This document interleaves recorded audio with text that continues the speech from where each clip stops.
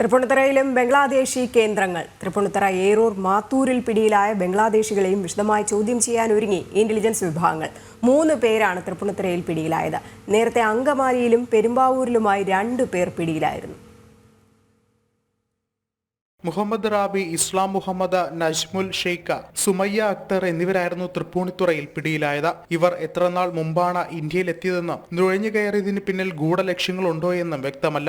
കഴിഞ്ഞ ദിവസം അങ്കമാലിയിൽ ഒരു ബംഗ്ലാദേശുകാരൻ പിടിയിലായിരുന്നു. ദിൽവാർ ഹുസൈൻ എന്ന 28-കാരനായിരുന്നു പിടിയിലായത്. ഇതിനു മുമ്പ് പെരുമ്പാവൂരിലും ഒരു ബംഗ്ലാദേശി യുവതി പിടിയിലായിരുന്നു. ബംഗ്ലാദേശിൽ നിന്നും ബോട്ട് മാർഗം അതിർത്തി കടന്നായിരുന്നു തസ്ലീമ എത്തിയത്. ഇവരിൽ നിന്നും ലഭിച്ച വിവരത്തിന്റെ അടിസ്ഥാനത്തിലായിരുന്നു ദിൽവാർ ഹുസൈൻ പിടിയിലായത്. വിൽപ്പനക്കാരൻ എന്ന പേരിലാണ് തൃപ്പൂണിത്തുറയിൽ തങ്ങിയത്. ബംഗ്ലാദേശികൾക്ക് വ്യാജ തിരിച്ചറിയൽ രേഖകൾ നൽകാൻ പ്രത്യേക ഏജന്റുമാർ തന്നെ പ്രവർത്തിച്ചിരുന്നു.